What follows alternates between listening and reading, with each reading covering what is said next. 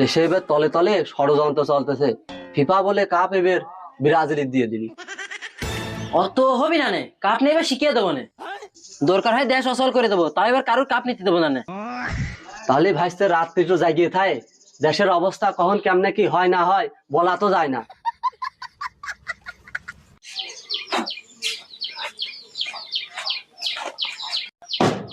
দেন গো চারটা ভিক্ষা দেন।